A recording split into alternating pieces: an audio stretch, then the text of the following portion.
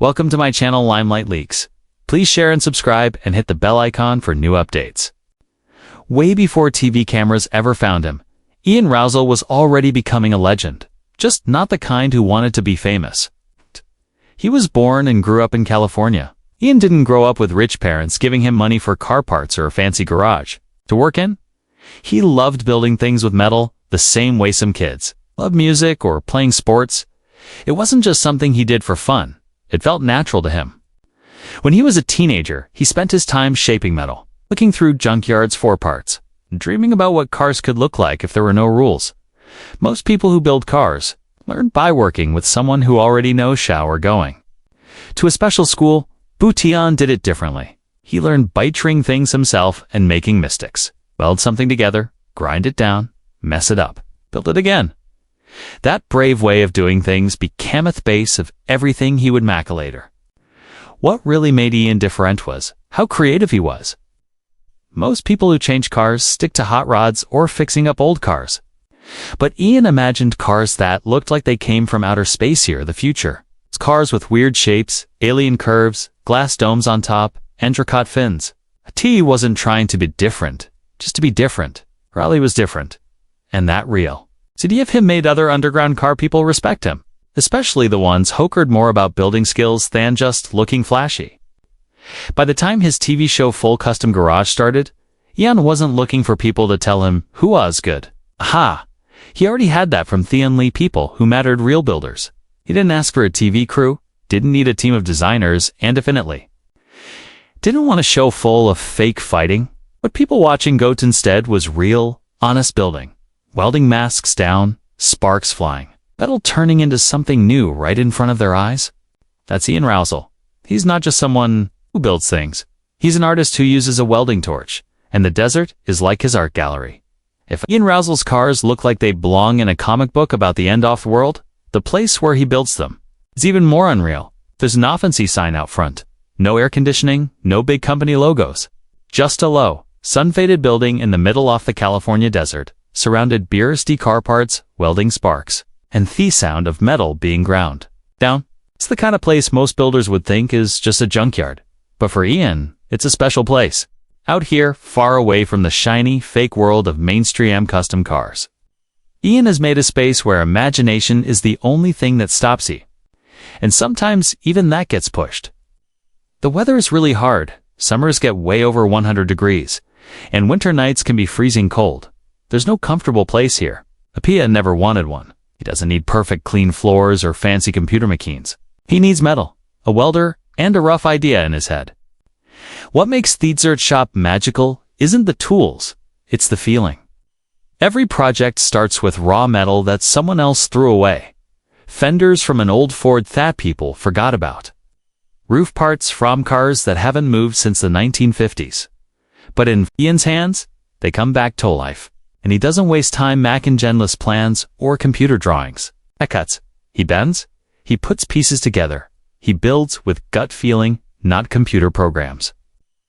There's a quiet way of fighting back in how he works. While everyone else in the world tries to be perfect using technology, Ian stays old school. The heat, the dust, the noise, they're not things in his way. They're a part of how he works. He likes the calling because, in a world that rewards flashy stuff over solid building, Ian Roussel proves that Bingreet doesn't need air conditioning, just a torch, a table, and a whole lotaf heart. When most TV shows get started, they begin with fancy presentations, agents, producers, and test episodes. Ian Roussel's show started with a camera, his wife, and a shared love for real craftsmanship. There was no TV crew when Full Custom Garage was born. Just raw footage filmed in themament with no script and no fake stuff. It was never meant to be a TV show. It was meant to be like keeping a record off hut. Happens when one guy out in the desert welds his wildest dreams in tutorial cars. Didn't take long for people to notice. Fans weren't just impressed, they were obsessed. The do-it-yourself filming style felt real because it was real. It's people watching where seeing the same thing Ian saw. The first bend in a roof, the first spark from a grinder, the quiet, happy moment, two pieces of metal that didn't match finally fit together. There were no fake deadlines, no drama. Just building, failing, and winning. The show wasn't edited to make Ian look like a genius. He was a genius, but the footage showed all the hard work that came with it. Some days were tough. Projects got stuck. Ideas fell apart, but the camera rig filming? And that's what made Full Custom Garage special. It wasn't just about the cars. It was about that process. About one man fighting rust, time, and bad weather to create something the world had never seen before. Ian didn't chase TV. TV chased him, and he let it happen on his terms. Most people who get a TV show eventually become celebrities. They trade Thurokenge for being famous, but not Ian Roussel. Even after Full Custom Garage became really popular, he never stopped doing what made him special, building Galen quietly. With the kind off-never give up focus that doesn't have room for showing off. While other shows turned into brands with t-shirts and sponsorship deals, Ian kept his group's mill. He doesn't wear shirts with company logos or promote tools for money.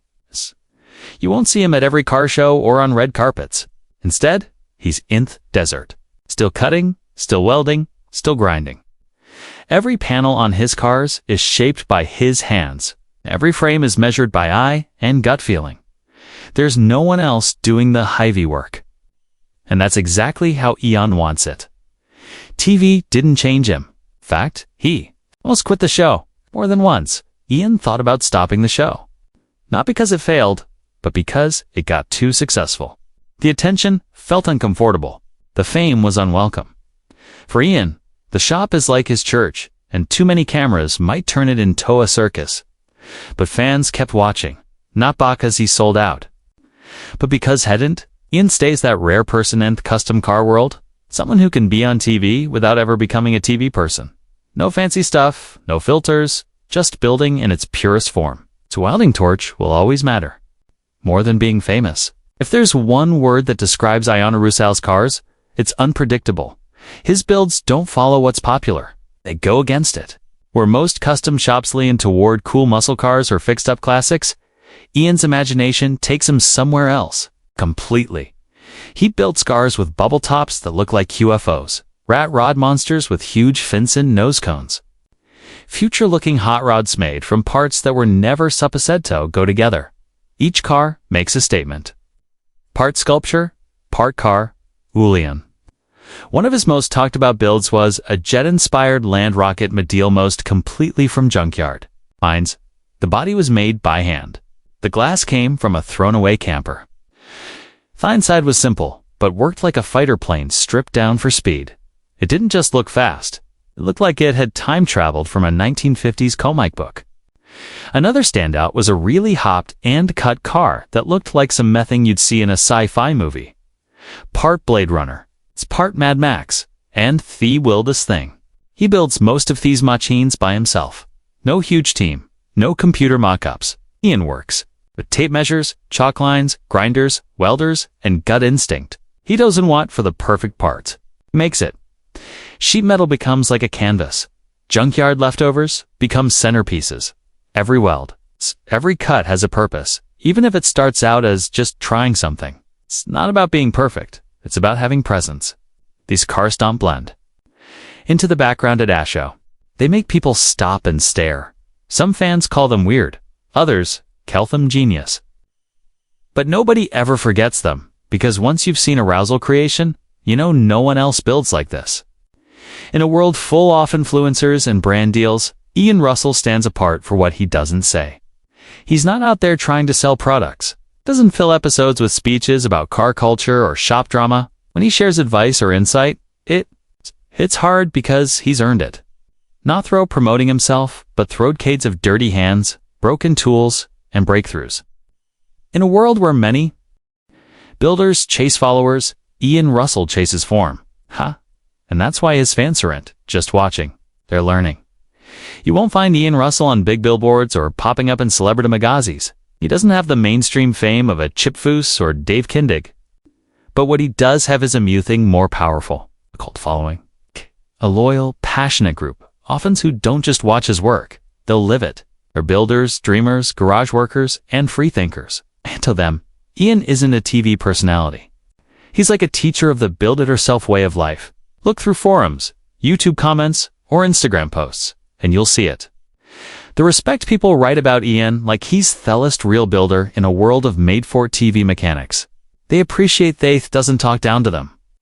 That has shows the struggle, the sweat, then certainty. That he works alone andlets, the results speak loudly. If it isn't just inspire, if he proves the idea that you don't need $1 million shop to create something unforgettable. What's fascinating about Ian's fanbase, how worldwide it is. His builds may start in the Mojave Desert, but their influence reaches far beyond. Builders from Australia to Germany have written to say that full custom garage changed how they think about building. That Ian's raw, honest method gave them Tech Garage to pick up a welder and try. There's also a deep emotional connection. Fans don't just admire his work, they relate to it. You see a guy who chose freedom over fame, who built a life not for views, but for vision. And in that choice, he gave POP permission to do the same. Ian Roussel didn't chase a cult following. He earned no need by refusing to be anyone but himself. Building alone might sound like a dream to some, but for Ian Roussel, it's a daily test by fire. There's no crew to lean on, no camera team to cover mistakes, no buffer when things go wrong. In Ian's desert shop, it's just him, the steel, and whatever the weather throws at him. That's the trade-off for freedom. No rules also means no safety net. When you're a one-man operation, every job is yours. Need to bend a frame rail? You do it. Need to lay down a perfect weld after hours in 100-degree heat? No one else is coming to help you out? From fixing electrical problems, toe-hand forming body panels, to tuning an engine that shouldn't even fit in Necker, Roussel handles it all. And when things break, stall, or fail, he just figures it out. And let's not forget the environment. The Mojave Desert isn't intensely forgiving. There are days when the wind kicks up so much dust it feels like working in a sandblaster. There are air weeks of triple-digit heat where tools burn your hands. Add the physical. Wear and tear, sore joints, welding burns, eye strain, and the grind becomes something most people simply wouldn't put up with. But Ian does. Why? Because it chooses this path. The challenge is the point. Ian has said in interviews that he thrives on the pressure, on the alone time that sharpens his focus. It's not that he couldn't build a team or grow bigger. He doesn't want to. Teminute. He brings in too much help. The vision gets watered down. The spark fades. So while other builders film from glossy garages with crews and catered lunches, Ian's out there braving the elements, grinding in the silence. And fat silence.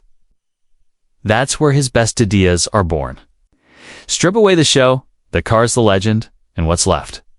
Amanwo never asked for fame and never been for it. Ian Roussel is at his core a humble, down-to-earth person.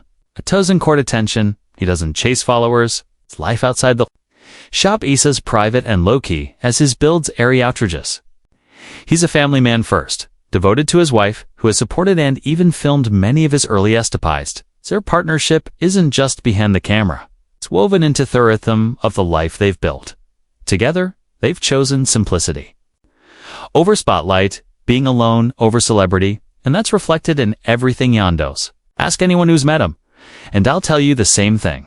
Ian is to talk to. No big ego, no putting himself above others, just a guy who loves to build and respects those who do same. He doesn't walk into car shows looking for recognition. He shows up to admire other people's work as much as she's own. Hey, that humility is rare and it's real.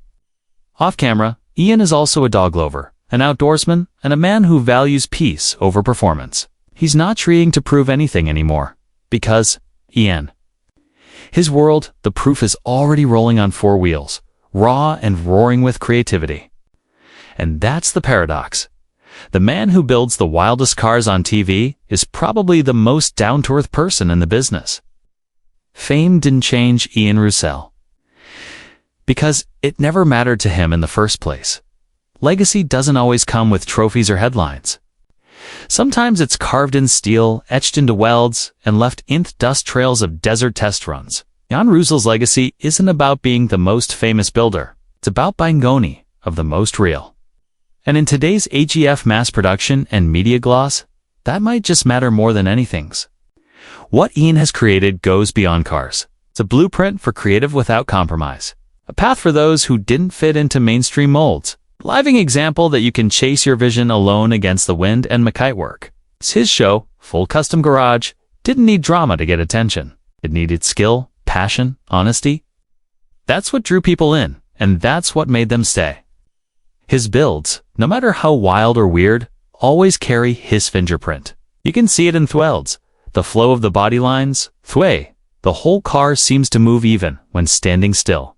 Every creation is a time capsule of his philosophy. Build bold, build raw, build real. And when it's all said and done, Ian Roussel's story will remain an anthem to the lone builder. A reminder that the garage is still sacred, that imagination, grit, and torch heat still matter. That one man, one vision, and one desert shop can inspire a global movement without ever needing a spotlight to prove it.